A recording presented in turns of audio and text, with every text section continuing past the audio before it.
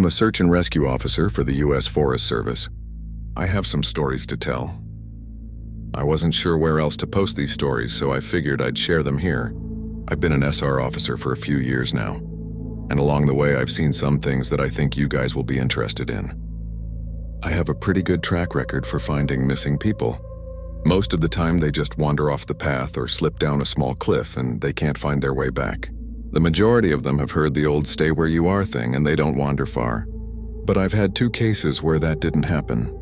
Both bother me a lot and I use them as motivation to search even harder on the missing persons cases I get called on. The first was a little boy who was out berry picking with his parents. He and his sister were together and both of them went missing around the same time. Their parents lost sight of them for a few seconds, and in that time both the kids apparently wandered off.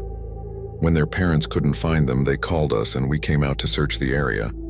We found the daughter pretty quickly, and when we asked where her brother was, she told us that he'd been taken away by the bear man. She said he gave her berries and told her to stay quiet, that he wanted to play with her brother for a while. The last she saw of her brother, he was riding on the shoulders of the bear man and seemed calm. Of course, our first thought was abduction, but we never found a trace of another human being in that area.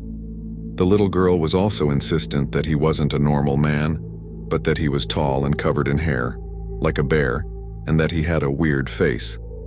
We searched that area for weeks. It was one of the longest calls I've ever been on, but we never found a single trace of that kid. The other was a young woman who was out hiking with her mom and grandpa. According to the mother, her daughter had climbed up a tree to get a better view of the forest and she'd never come back down. They waited at the base of the tree for hours, calling her name, before they called for help. Again, we searched everywhere and we never found a trace of her. I have no idea where she could possibly have gone because neither her mother or grandpa saw her come down. A few times I've been out on my own searching with a canine and they've tried to lead me straight up cliffs. Not hills, not even rock faces, straight sheer cliffs with no possible handholds. It's always baffling, and in those cases we usually find the person on the other side of the cliff, or miles away from where the canine has led us. I'm sure there's an explanation, but it's sort of strange. One particularly sad case involved the recovery of a body. A 9-year-old girl fell down an embankment and got impaled on a dead tree at the base. It was a complete freak accident, but I'll never forget the sound her mother made when we told her what had happened. She saw the body bag being loaded into the ambulance and she let out the most haunting, heartbroken wail I've ever heard. It was like her whole life was crashing down around her, and a part of her had died with her daughter. I heard from another SAR officer that she killed herself a few weeks after it happened. She couldn't live with the loss of her daughter. I was teamed up with another SAR officer because we'd received reports of bears in the area. We were looking for a guy who hadn't come home from a climbing trip when he was supposed to, and we ended up having to do some serious climbing to get to where we figured he'd be. We found him trapped in a small crevasse with a broken leg. It was not pleasant. He'd been there for almost 2 days and his leg was very obviously infected. We were able to get him into a chopper, and I heard from one of the EMTs that the guy was absolutely inconsolable. He kept talking about how he'd been doing fine, and when he'd gotten to the top, a man had been there. He said the guy had no climbing equipment and he was wearing a parka and ski pants. He walked up to the guy, and when the guy turned around, he said he had no face. It was just blank. He freaked out and ended up trying to get off the mountain too fast, which is why he'd fallen. He said he could hear the guy all night, climbing down the mountain and letting out these horrible muffled screams. That story bothered the hell out of me. I'm glad I wasn't there to hear it. One of the scariest things I've ever had happen to me involved the search for a young woman who'd gotten separated from her hiking group. We were out until late at night because the dogs had picked up her scent. When we found her, she was curled up under a large rotted log. She was missing her shoes and pack, and she was clearly in shock. She didn't have any injuries, and we were able to get her to walk with us back to base ops. Along the way, she kept looking behind us and asking us why that big man with black eyes was following us. We couldn't see anyone, so we just wrote it off as some weird symptom of shock. But the closer we got to base, the more agitated this woman got. She kept asking me to tell him to stop making faces at her. At one point, she stopped and turned around and started yelling into the forest, saying that she wanted him to leave her alone. She wasn't going to go with him, she said, and she wouldn't give us to him. We finally got her to keep moving, but we started hearing these weird noises coming from all around us. It was almost like coughing, but more rhythmic and deeper. It was almost insect-like. I don't really know how else to describe it. When we were within sight of base ops, the woman turns to me, and her eyes are about as wide as I can imagine a human could open them. She touches my shoulder and says, "He says to tell you to speed up. He doesn't like looking at the scar on your neck." I have a very small scar on the base of my neck, but it's mostly hidden under my collar, and I have no idea how this woman saw it. Right after she says it, I hear that weird coughing right in my ear, and I just about jumped out of my skin. I hustled her to ops, trying not to show how freaked out I was, but I have to say I was really happy when we left the area that night. This is the last one I'll tell, and probably the weirdest story I have. Now, I don't know if this is true in every SR unit, but in mine it's sort of an unspoken regular thing we run into. You can try asking about it with other SAR officers, but even if they know what you're talking about, they probably won't say anything about it. We've been told not to talk about it by our superiors, and at this point we've all gotten so used to it that it doesn't even seem weird anymore. On just about every case where we're really far into the wilderness, I'm talking 30 or 40 miles, at some point we'll find a staircase in the middle of the woods. It's almost like if you took the stairs in your house, cut them out, and put them in the forest. I asked about it the first time I saw some, and the other officer just told me not to worry about it, that it was normal. Everyone I asked said the same thing. I wanted to go check them out, but I was told very emphatically that I should never go near any of them. I just sort of ignore them now when I run into them because it happens so frequently. I'm a search and rescue officer for the U.S. Forest Service. I have some stories to tell. Part 2 update. As far as missing persons go, I'd say about half the calls I get are related to that. The others are rescue calls. People who fall down cliffs and hurt themselves, get injured by fire. You wouldn't believe how often this happens, mostly drunk kids. Get bitten or stung by animals or insects. We're a tight team, and we have veterans who are excellent at finding signs of lost people. That's what makes these cases where we never find any trace of them so frustrating. One in particular was upsetting for all of us because we did find a trace of them, but it just led to more questions than answers. An older man had been hiking alone on a well-established trail, but his wife called to say that he hadn't come home when he should have. Apparently, he had a history of seizures, and she was worried that he hadn't taken his medication and had suffered one out on the trail. Before you ask, I have no idea why he thought it was okay to go out alone, or why she didn't go with him. I don't ask about that kind of thing because past a certain point it really doesn't matter. Someone is missing, and it's my job to find them. We went out in a standard search formation, and it wasn't long before one of our vets found signs that the guy had gone off the trail. We grouped up and followed him, spreading out in a fan to make sure we were covering as much ground as possible. Suddenly, a call comes over the radio telling us to all head back to the vet's location, and we come right away, because this usually means the missing person is injured, and we need a full team to help get them out safely. We meet back up, and the vet is just standing at the base of a tree with his hands on the sides of his head. I ask my buddy what's going on, and he points up into the branches of this tree. I almost couldn't believe what I was seeing, but there's a walking stick dangling from a branch at least 30 feet off the ground. The little strap thing on the handle has been looped around the branch, and it's just hanging there. There's no way the guy could have tossed it up that far, and we don't see any other signs that he's still in the area. We call up into the tree, but it's obvious no one's in it. We're all just sort of left scratching our heads. We keep searching for the guy, but we never find him, even bring our canines out, but they lose his scent long before this tree. Eventually, the search is called off, because there are other calls we have to attend to, and past a certain point there's not much we can do. The guy's wife called us every day for months, asking if we'd found her husband, and it was heartbreaking to hear her get more and more hopeless each time. I'm not sure why this call in particular was so upsetting, but I think it was just the sheer improbability of it. That and the questions that were raised. How the hell had this guy's cane ended up there? Did someone kill him and toss that up there as some weird trophy? We did our best to find him, but it was almost like a taunt. We still talk about that one from time to time. Missing kids are the most heartbreaking. Doesn't matter what circumstances they go missing under, it's never easy. And we always dread the ones we find deceased. It's not common, but it does happen. David Polides talks a lot about kids SAR teams find in places they shouldn't be or couldn't be. I can honestly say I've heard about this kind of thing happening more than I've seen it. But I'll share one of the ones that I think about a lot that I witnessed personally. A mother and her 3 kids were out for a picnic in an area of the park that has a small lake. One is 6, one is 5, and the other is about 3. She's watching them all really closely, and according to her, she never lets them out of her sight at any time. She never saw anyone else in the area either, which is important. She packs their stuff up and they start to head back to the parking area. Now, this lake is only about 2 miles into the woods and it's on a very clearly established trail.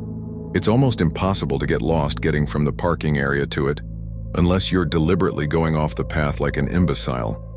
Her kids are walking in front of her when she hears what sounds like someone coming up the path behind her. She turns around and in the 4 or so seconds she's not looking, her 5-year-old son vanishes. She figures he stepped off the trail to pee or something, and she asks her other 2 where he went. They both tell her that a big man with a scary face came out of the woods next to them, took the kid's hand and led him into the trees. The 2 remaining kids don't seem upset. In fact, she says later that it seems like they've been drugged. They're sort of spacey and fuzzy. So of course she freaks out, starts looking frantically in the area for her kid.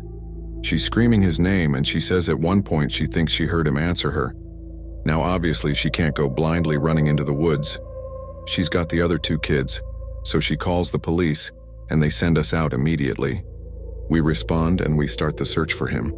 Over the course of this search, which spans miles, we never find a single trace of the kid. Canines can't pick up any scent. We don't find any clothing or broken bushes or literally anything that would signify a child being there. Of course, there's suspicion about the mother for a while, but it's pretty clear that she's completely destroyed by the whole thing. We looked for this kid for weeks with a lot of volunteer help, but eventually the search peters out and we have to move on. The volunteers keep searching though, and one day we get a call on the radio letting us know that a body has been found and needs to be recovered. They tell us the location and none of us can believe it. We figure it has to be a different kid. But we go out there about 15 miles from the site where he vanished, and sure enough, we find the body of the kid we've been looking for. I have been trying to figure out how this kid got where he did ever since we found him, and I've never come up with an answer.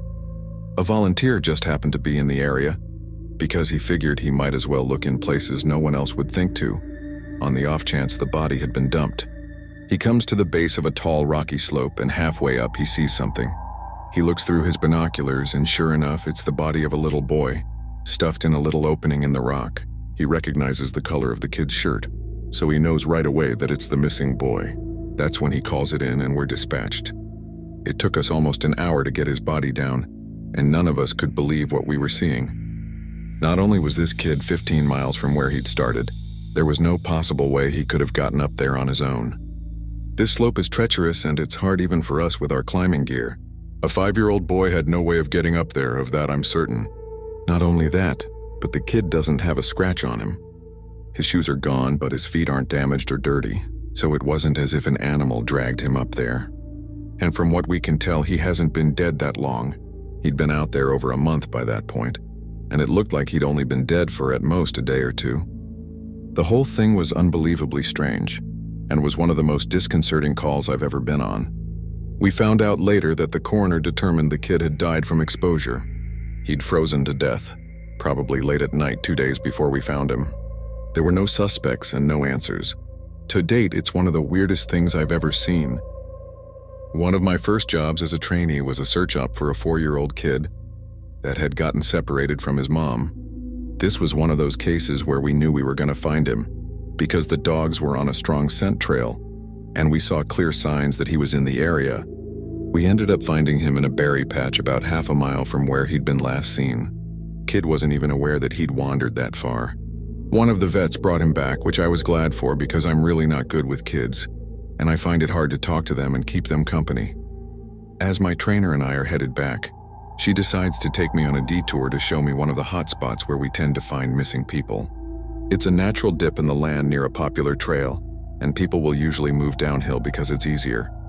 We hike out there, it's a few miles away, and we get there in about an hour or so. As we're walking around the area and she's pointing out places she's found people in the past, I see something in the distance. Now this area we're in is about 8 miles from the main parking area, though there's back roads you can take to get closer if you don't want to hike that far. But we're on state-protected land, which means there can't be any kind of commercial or residential development out here. The most you'll ever see is a fire tower or makeshift shelter. that homeless people think they can get away with building. But I can see from here that whatever this thing is has straight edges, and if there's one thing you learn quickly, it's that nature rarely makes straight lines. I point it out, but she doesn't say anything. She just hangs back and lets me wander over and check it out. I get within about 20 feet of it, and all the hair on the back of my neck stands up. It's a staircase, in the middle of the fucking woods. In the proper context, it would literally be the most benign thing ever. It's just a normal staircase with beige carpet and about 10 steps tall. But instead of being in a house where it obviously should be, it's out here in the middle of the woods. The sides aren't carpeted, obviously, and I can see the wood it's made of. It's almost like a video game glitch, where the house has failed to load completely and the stairs are the only thing visible. I stand there, and it's like my brain is working overtime to try and make sense of what I'm seeing. My trainer comes and stands next to me, and she just stands there casually, looking at it as if it's the least interesting thing in the world. I ask her what the fuck this thing is doing here, and she just chuckles. "Get used to it, rookie. You're gonna see a lot of them." I start to move closer, but she grabs my arm, hard. "I wouldn't do that," she says. Her voice is casual, but her grip is tight, and I just stand there looking at her. "You're gonna see them all the time, but don't go near them. Don't touch them, don't go up them, just ignore them." I start to ask her about it, but something in the way she's looking at me tells me that it's best if I don't. We end up moving on, and the subject doesn't come up again for the rest of my training. She was right, though. I'd say about every fifth call I go on, I end up running across a set of stairs. Sometimes they're relatively close to the path, maybe within 2 or 3 miles. Sometimes they're 20, 30 miles out, literally in the middle of nowhere. And I only find them during the broadest searches or training weekends. They're usually in good condition, but sometimes it looks like they've been out there for miles. All different kinds, all different sizes. The biggest I ever saw looked like they came out of a turn-of-the-century mansion and were at least 10 feet wide, with steps leading up at least 15 or 20 feet. I've tried talking about it with people, but they just give me the same response my trainer did. "It's normal. Don't worry about it, they're not a big deal, but don't go close to them or up them." When trainees ask me about it now, I give them the same response. I don't really know what else to tell them. I'm really hoping someday I get a better answer, but it hasn't happened yet. This is another one that was less spooky and more sad. A young man went missing late in winter, when realistically no one should be going that far out onto the trails. We close a lot of them, but some remain open year-round, unless there's a shitload of snow. We did an op for him, but we had about 6 feet of snow on the ground. It was an unusually heavy snow year, and we knew it wasn't likely that we'd find him until spring when the thaw came. Sure enough, when the first big thaw came, a hiker reported a body a little ways off the main trail. We found him at the base of a tree in a pile of melted snow. I knew right away what had happened, and it scared the living shit out of me. Most of you who ski or snowboard or spend any amount of time on a mountain will probably have guessed too. When snow falls, it doesn't collect as thick in the areas beneath the branches. It happens most with fir trees because they have a sort of closed umbrella shape. So what you end up with is a space around the base of a tree that's filled with a mixture of loose, powdery snow, air, and branches. They're called tree wells, and they're not immediately obvious if you don't know what you're looking for. We put up signs in the welcome center, big ones letting people know how dangerous they are. But every year that we get an unusual amount of snow, at least one person doesn't read them or doesn't take the warning seriously, and we find out about it in spring. My best guess is that this young man was hiking and got tired, or maybe a cramp from walking in the deep snow. He went to go sit at the base of the tree, not knowing that there was a tree well, and fell in. He got stuck with his feet up and the surrounding snow caved in around him. Unable to free himself, he suffocated. It's called snow immersion suffocation, and it doesn't usually happen except in really deep snow. But if you get stuck in a weird position like this guy did, even 6 feet of snow can be lethal. What scared me the most was imagining how he must have struggled. Upside down in the freezing cold, he didn't die quickly.